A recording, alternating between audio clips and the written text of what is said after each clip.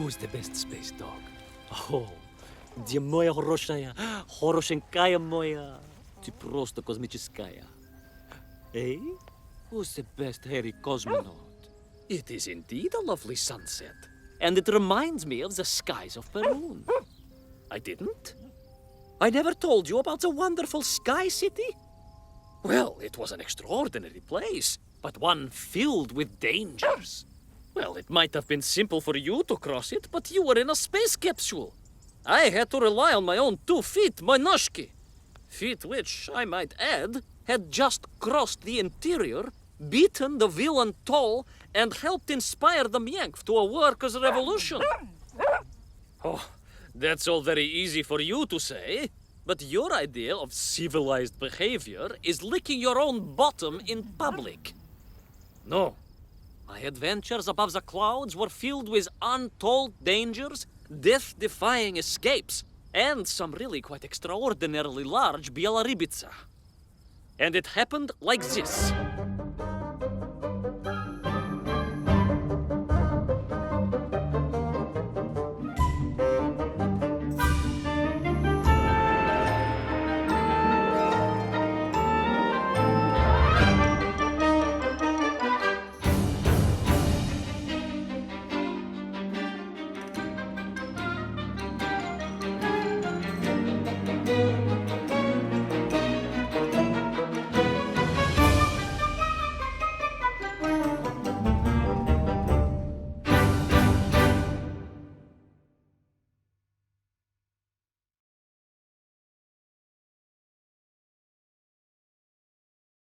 Weeks had passed since I left Plutonia, and one evening, exhausted, I simply fell asleep at the foot of a strange windmill. And when I awoke, well, that thought didn't cross my mind. I was exhausted after all. This is beside the point, my nosy canine friend. What matters is this. When I awoke, the windmill and the ground around it had been carried high into the air. What magic was this? Что за магия? As unlikely, perhaps, as a suitcase-sized dog orbiting the center of the Earth for many years. Quite.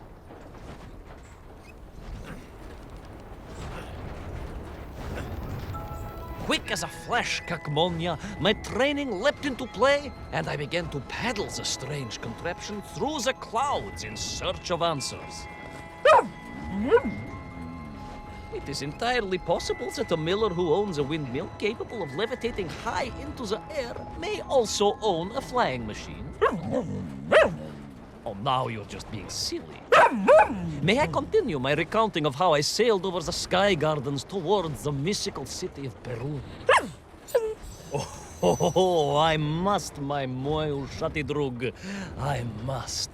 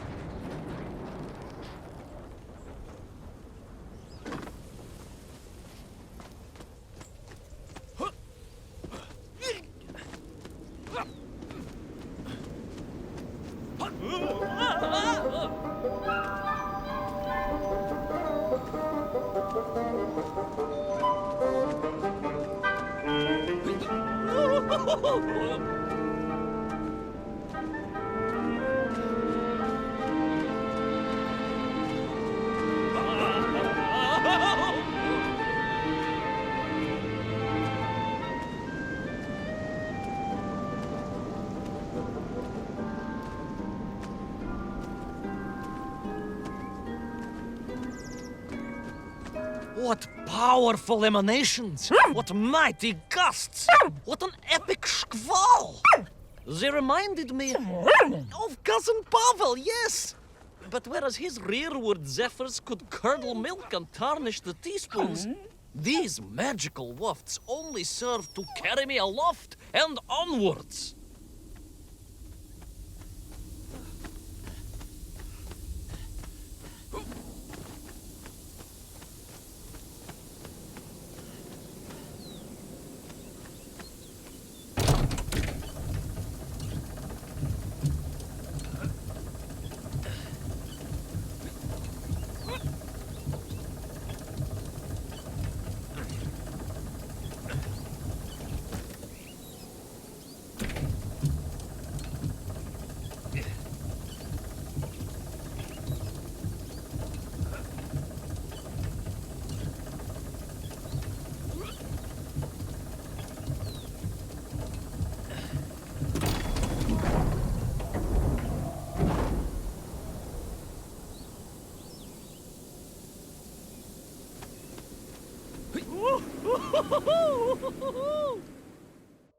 But something was afoot in the gardens of Perun.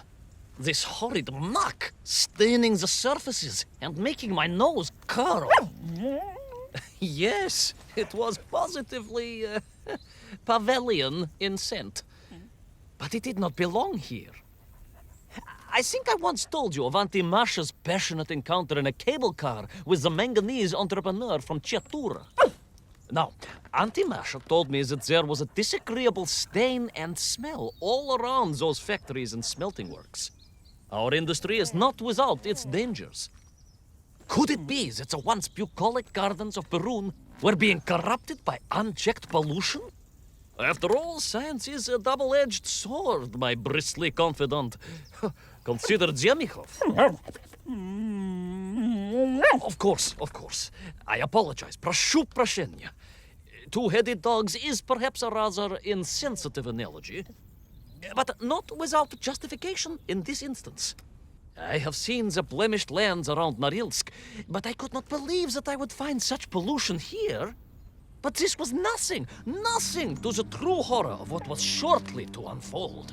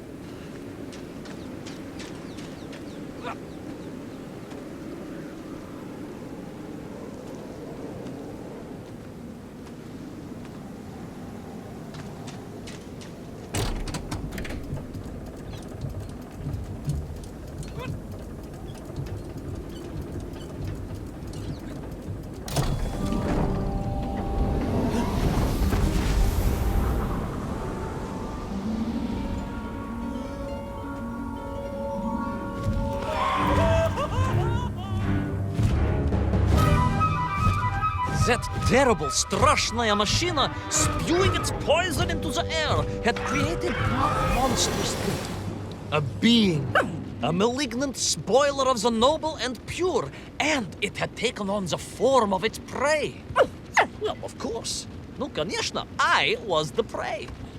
The citizens of Perun had clearly long since fled the evilly sentient smog, but I inadvertently wandered into its lair.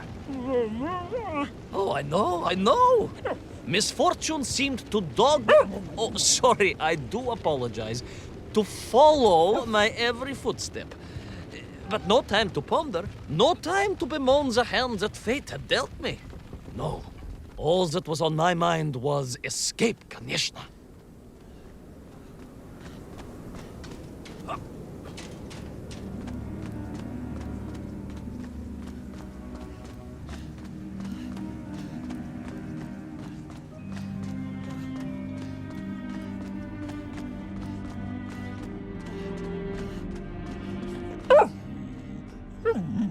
Yes, it was most interesting. The windmill seemed to be from an earlier age. Perhaps this was a devastating warning of the destructive power of unfettered industrialization. I most certainly had not forgotten about the windmills. I did not get carried away. You are missing the point. Perhaps because you are only a small dog. Oh, a brilliant, brave, spacefaring dog, of course, but a small Sabashka nonetheless. If you perhaps listened more and interrupted less, I am just getting to the explanation of the windmills.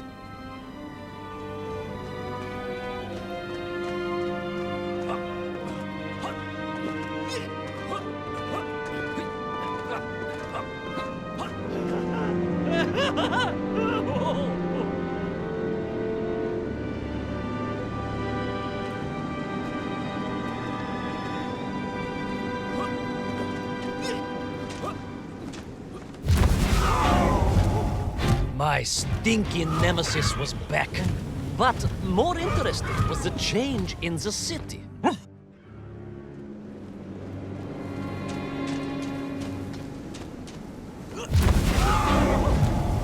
My stinky nemesis was back. But more interesting was the change in the city. The windmills were fading out, clearly obsoleted, mothballed, relics. Instead, a sense of an obsession with power was apparent. Vast engines, terrible machines, ever hungry and reliant on the rapid consumption of fuel, the production of toxic fumes and choking gases. Pride, my pushisti compadre, pride, ambitia, ambition, the dark side of science. Zemechov's had too many. Don't be ridiculous, dog. Only a Durak with the intellectual capacity of a ringworm would think windmills are in any way harmful.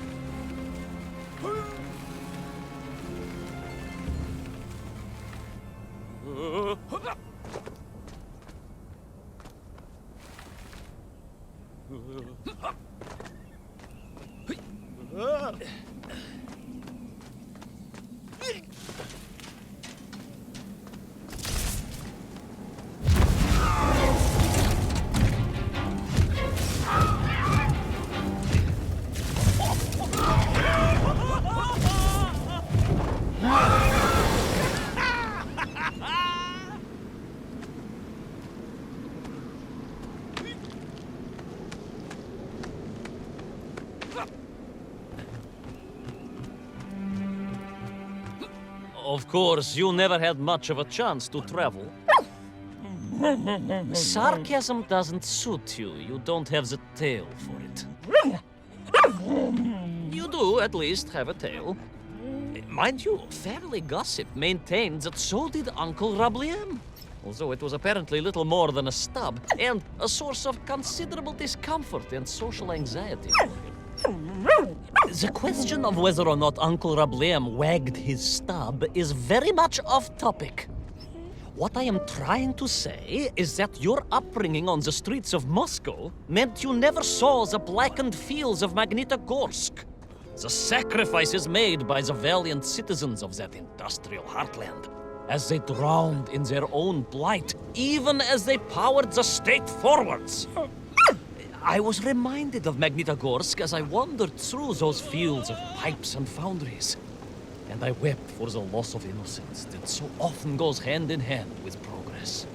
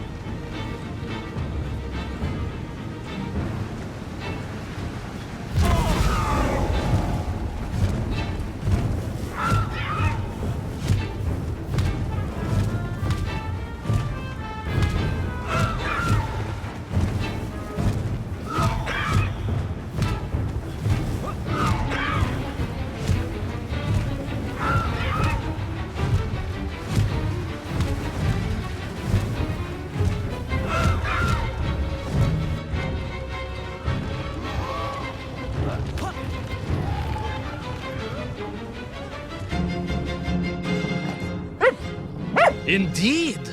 I just evaded the slimy, oily grasp of that man-made vaginoid, his petroleum stink clogging my nostrils and making my head thump. And I felt a great stirring within me. Yes, much like I assume Cousin Pavel. May he never get loose again. But no, quite different. This was no volcanic upbubbling of gastric malintent. No, it was the roaring fires of justice once more ignited within me.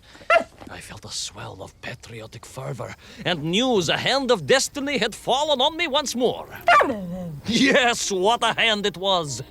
I could not see this great wonder sink into an abyss of poison and bile. The Perunians may have been forced to abandon their city, but I had saved the world once before and was ready to answer the call again.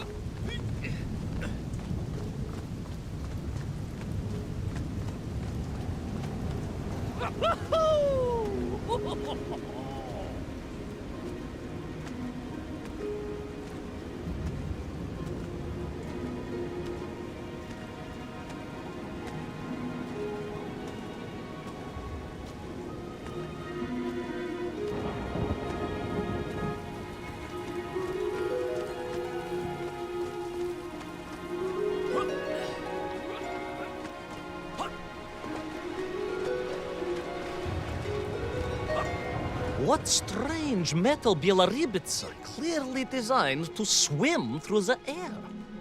I was amazed. And there was more. Beneath the fins, I spotted the apertures of hoses and was reminded of the time Auntie Agrafina devised a contraption to water all of her copious algae beds simultaneously with one flush of the toilet by a system of pipes and valves that ran throughout her house. Можно так сказать, in a manner of speaking, yes.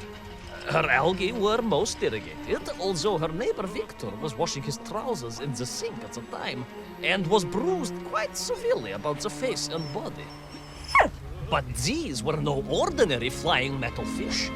They were designed to expel air, fresh air, and push back the polluted clouds.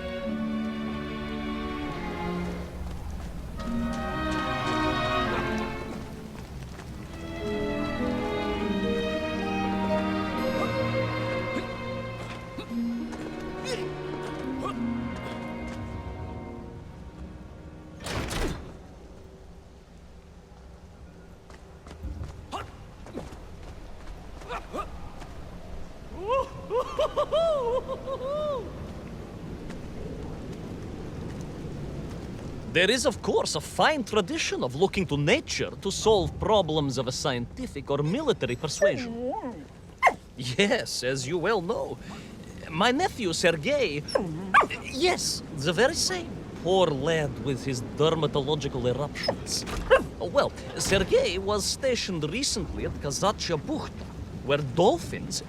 dolphins were being trained as brilliant aquatic agents of socialism. Why not then be inspired by marine life? Why, there is a fish, I have heard, that can shoot jets of water from beneath the surface to knock its prey off little tiny twigs and into its mouth. If you were to tell the average mushroom sheriff that a dog would orbit the Earth, I suspect you would receive a similarly sneering response. No, that is because you are a small, hairy hound of uncertain parentage. I, on the other hand, am a cosmonaut, the product of many months of training, and I realized the answer to pollution was here all along. The Perunians, tragically, had simply never had time to finish their fleet. If only I could find a working, flying fish. If only. If only. Yes. If only. It made perfect sense, of course. The poisonous Tuhata that engulfed Perun was like a nasty cold. And you know what to do with a cold to rid yourself of it. You may not get colds, but nor can you operate pea-shelling machinery, so don't get ideas above your station. We humans, on the other hand, may produce up to 16 million perfectly unshelled peas in an average shift. But we are martyrs to our sinuses. But to clear them, aha! These are remedies we Russians have been perfecting over the long centuries of harsh winters. Onions. A quick snifter of onion oil will clear your head faster than a Pragviev can clear a hypothetical minefield. Yes, if I could find a functional fish, I would become that onion.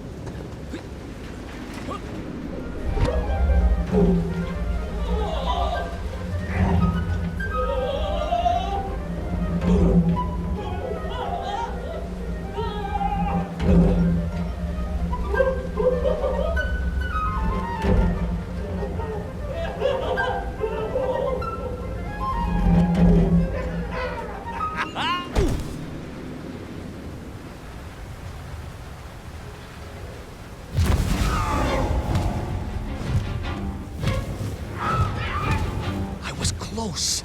I could feel it. Yes, the working fish, the ribka. I could feel I was at the heart of Perun, and my noxious pursuer had renewed its chase with a terrible vigor.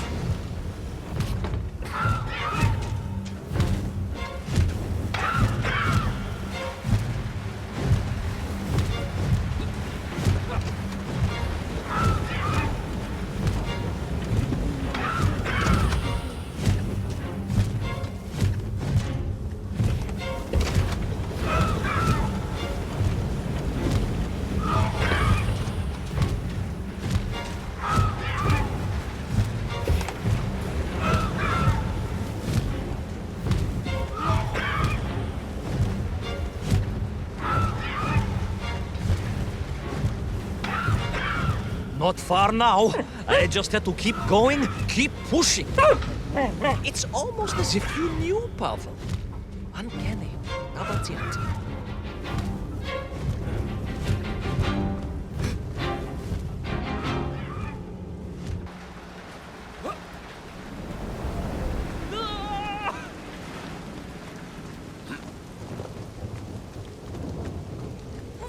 There she was. A beautiful sight. Her scales shimmering in the sunlight, her fins poised for action, her onion cannons primed for a great aerial conflict unseen in the annals of human endeavor. And you are just jealous it was a bigger flying machine than yours. No, my bilious pal. It was time for science to fight back. Yes, my hairy compatriot. Paechale! Onwards to victory!